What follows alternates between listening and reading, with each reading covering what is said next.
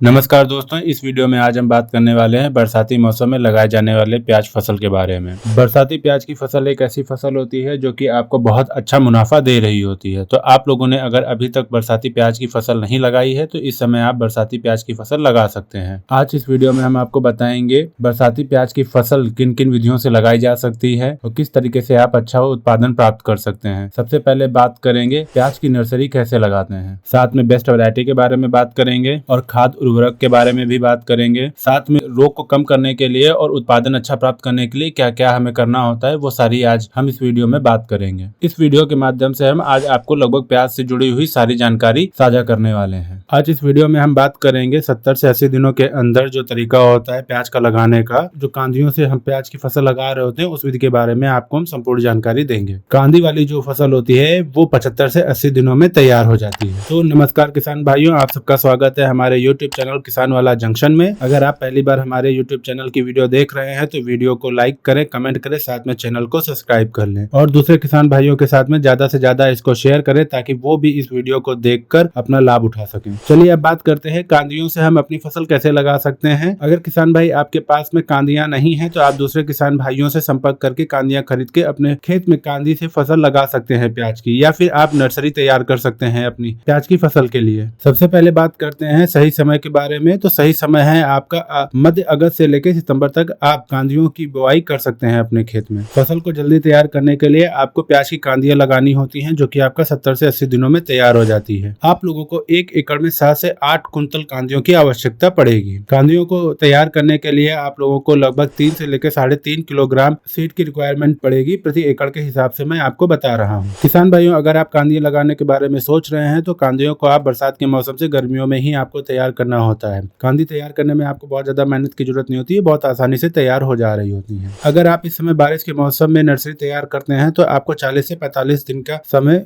लगेगा। किसान भाइयों, प्लांटेशन करने के बाद में जो आपकी फसल होती है वो 2.5 से 3 महीने के अंदर अंदर तैयार हो जाती है। अगर आपके पास में कांदियां हैं तो कांदियों को लगाएं और लगाने का जो समय है वो है मध्य अगस्त से आप इनको लगा सकते हैं। अगर आपके पास कांदियां नहीं है तो आप अपने आसपास के किसान भाइयों से बात करके उनसे कांदियां खरीद कर अपने खेत में लगा सकते हैं। अब बात करते हैं नर्सरी कैसे तैयार की जाए। तो किसान भाइयों, अगर आप अगस्त में कांदियां लगाना चाहते हैं तो उससे लगभग 40 दिन पहले, 50 दिन पहले आपको अपनी नर्सरी तैयार करनी होती है। अगर आप लोग 1200 स्क्वायर फीट में अपना नर्सरी तैयार कर रहे हैं तो आपको 3 किलो सीड की रिक्वायरमेंट रहेगी। अब बात करते हैं कौन सी खाद और कितनी मात्रा में आपको उपयोग करनी है नर्सरी लगाते समय। तो आपको 5 से 10 किलो सिंगल सुपर फास्फेट का उपयोग करना होता है। 2 किलोग्राम आपको MOP उपयोग करना होती है और गोबर की खाद को आप अपनी आवश्यकता अनुसार अपने खेत में डाल सकते हैं। नर्सरी लगाते समय आपको इस बात का ध्यान रखना है कि आपको ऐसे खेत का चुनाव करना है जिसकी मिट्टी भुरभुरी हो। आप लोगों को अपने खेत में हल्की हल्की क्यारियां बना लेनी है और उस पे अपने बीजों को डालकर ऊपर से मिट्टी को हल्का हल्के हाथों से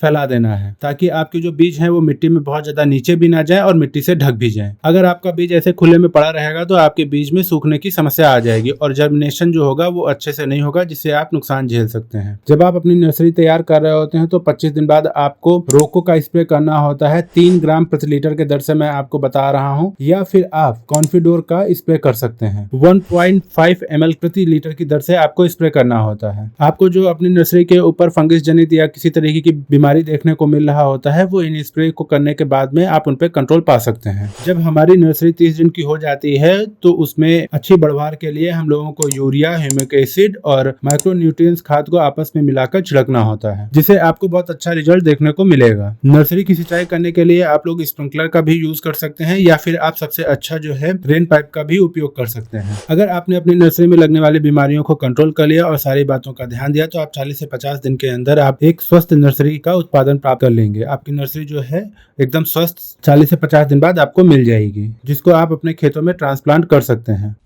किसान भाई, नर्सरी की बुआई करने से पहले आपको अपने खेत को अच्छे से तैयार कर लेना होता है। उसमें रासायनिक और कंपोस्ट खाद को अच्छे से डाल लेना होता है। साथ में आपके जो प्याज का दाना होता है वो बहुत छोटा होता है तो उसको भुरभुरी रेत के साथ मिक्स करके अपने खेत में डालना होता है। साथ में आपको सीड ट्रीटमेंट जरूर कर लेना है और आपको अपने खेत में क्यारी बनाकर ही अपने खेत में प्याज की नर्सरी लगानी होती है। आवश्यकता अनुसार आप सिंचाई करें। ज्यादा सिंचाई करने की आवश्यकता ना हो तो ना सिंचाई करें, वरना आप अपनी नर्सरी में बहुत सारी बीमारियों को आता हुआ देखेंगे। तो सिंचाई जितनी आवश्यकता हो उतनी ही करें। अगर आपकी नर्सरी में किसी तरीके का रोग आ गया है या कोई और समस्या आ रही है तो नेविटो या फिर एमिस्ट्रा टॉप का स्प्रे कर सकते हैं। तो किसान भाइयों, अभी जो मैंने बताया वो हुई आपका नर्सरी की बिजाई और उसको तैयार कैसे करना है। अब हम बात करते हैं कि आपको अपने कांदे वाली जो फसल है प्याज की उसको कैसे लगाना होता है। अब बात करते हैं कौन सी वैरायटी है बरसात के मौसम में लगाने के लिए सबसे बेस्ट वैरायटी जो आती है वो आती है पंचगंगा और एलोरा चाइना किंग। ये दो ऐसी वैरायटी होती हैं जिनको आप बरसात के मौसम में अपने खेत में लगा सकते हैं। इन दोनों का जो कंद होता है बहुत चमकीला लाल और अच्छा कंद होता है। इनमें लगने वाली बीमारियां भी काफी कम होती हैं। किसान भाइयों, आपको अपनी फसल लगाने से पहले सीड ट्रीटमेंट जरूर करना होता है। तो आप प्याज की जो बीज आपने लिए हैं उनको सीड ट्रीटमेंट करने के लिए एवर गोल्ड फफूंद नासिका जो होता है उसका आप उपयोग कर सकते हैं, या फिर आप झलोरा से या फिर यूपीएल की साफा से आप अपना सीड ट्रीटमेंट कर सकते हैं। 2 ml प्रति किलोग्राम की दर से आपको अपने सीड को उपचारित करना चाहिए। अब बात करते हैं बेसल डोज। बेसल डोज में आपको अपने खेत में क्या क्या डालना होता है। जब आप अपने ट्रांसप्लांटेशन कर रहे होते हैं तो आपको अपने खेत में कौन कौन सी खादें डालनी होती हैं। बुआई के समय पे आपने अगर नाइट्रोजन, पोटास, फास्फोरस ऐसी जो चुनिंदा खादें होती हैं इनकी पूर्ति समय पे कर दी तो आपको जो बुआई करने से आपको जो उत्पादन होने वाला है बहुत अच्छा और शानदार उत्पादन आपको मिलेगा। तो आपको इस बात का जरूर ध्यान रखना होता है। किसान भाइयों, आपको DAP 50 kilo, single super phosphate 50 kilo, MOP आपको 50 किलोग्राम, रीजेंट आपको 10 किलोग्राम, यूपीएल कंपनी की साफ या रोको फंजीसाइड जो है आपको 50 ग्राम उपयोग करना होता है। इन सबको आपस में मिला लीजिए। साथ में आप जिन खेत में अपने क्यारियां बना रखी है और जहाँ पे आपको प्लांटेशन करना है उन सभी खेतों में इनको एक कॉम्बिनेशन के हिसाब से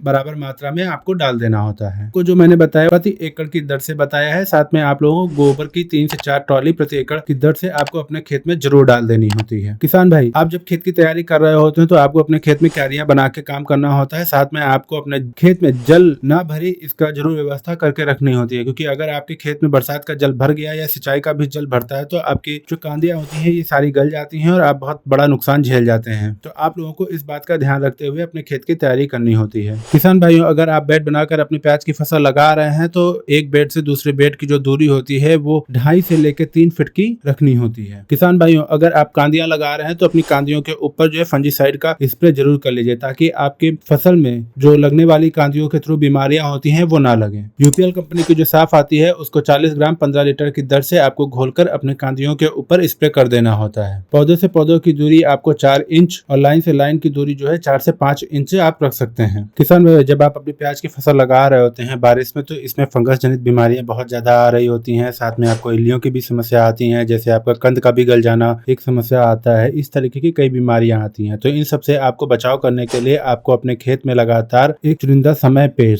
पे आपको स्प्रे करने होते हैं। तो इनको कंट्रोल करने के लिए जो हमें पहला स्प्रे करना होता है, तो जब हमारी फसल 15 दिन की होती है तब आपको पहला स्प्रे करना होता है। तो आप लोग बावेस्टीन 40 ग्राम, साथ में आप डाई मेथड जैसे रोगर आती है 25 ml 15 लीटर पानी में घोलकर आपको इसका स्प्रे करना होता है। दूसरा स्प्रे आपको 25 दिन की फसल जब हो जाती है तब करना होता है। थर्ड स्प्रे आपको 35 दिन पे करना होता है और चौथा स्प्रे जो होता है आपको 55 दिन की फसल जब हो जाती है तब करना होता है। किसान भाइयों, आप लोग अपनी फसल में स्प्रे शेड्यूल को बहुत अच्छे से अगर मेंटेन करके चलते हैं तो आप अपनी प्याज की फसल से बहुत अच्छा उत्पादन प्राप्त कर सकते हैं। हमने जो डोज आपको बताई है वो बताई है 15 लीटर के हिसाब से। अगर आप 1 एकड़ में करना चाहते हैं तो आपको 15 × 10 करना होगा। अगर आप 15 × 10 करते हैं तो आपका 150 लीटर आता है। तो आपको इस दर से आपको अपने खेत में स्प्रे करना होगा। अब बात करते हैं खाद शेड्यूल के बारे में। किसान भाइयों, जब आपकी पहली खाद देनी होती है वो 20 से 25 दिन बाद आपको खाद देनी होती है। तो उसमें आपको 20 किलो यूरिया, 5 से 7 किलो आपको सागरिका, आपको जो मैंने अभी बताया वो प्रति एकड़ के दर से बताया हुआ है। इनको आपस में आपको मिक्स करके आपको जड़ों से 2 से 3 इंच दूर देके आपको बाद में सिंचाई कर देनी होती है। दूसरी खाद आपको 35 दिन बाद देनी होती है, तो उसमें आपको माइक्रो न्यूट्रिएंट्स, जिंक और यूरिया देनी होती है। थर्ड खाद आपको जब आपकी फसल 45 दिन की हो जाती है तब आपको देनी होती है। इसके अंदर आपको मैग्नीशियम सल्फेट देना होता है। यूरिया और एमओपी आपको देनी होती है। 10 किलो आपको मैग्नीशियम सल्फेट, 25 किलो आपको एमओपी और 45 किलो आपको यूरिया खाद देनी होती है। रोको फंजीसाइड आपको 500 ग्राम। इन सबको आपस में मिक्स करके आपको अपने खेत में डालनी होती है। इस वीडियो में हमने आपको जो भी जानकारी दी है, जिस तरीके से भी आपको हमने चीजें बताई है करने के लिए, अगर आप करते हैं तो निश्चित तौर पे आप प्याज की फसल से एक बहुत अच्छा उत्पादन प्राप्त कर सकते हैं। किसान भाइयों, इस वीडियो में दी गई जानकारी आप लोगों को अगर अच्छी लगी है तो वीडियो को लाइक करिए, साथ में कमेंट करिए और दूसरे किसान भाइयों के साथ ज्यादा से ज्यादा शेयर करिए ताकि वो भी इस वीडियो को देखकर अपना लाभ उठा सकें। और अगर आप हमारे चैनल पर पहली बार आए हैं तो चैनल को सब्सक्राइब कीजिए। धन्यवाद।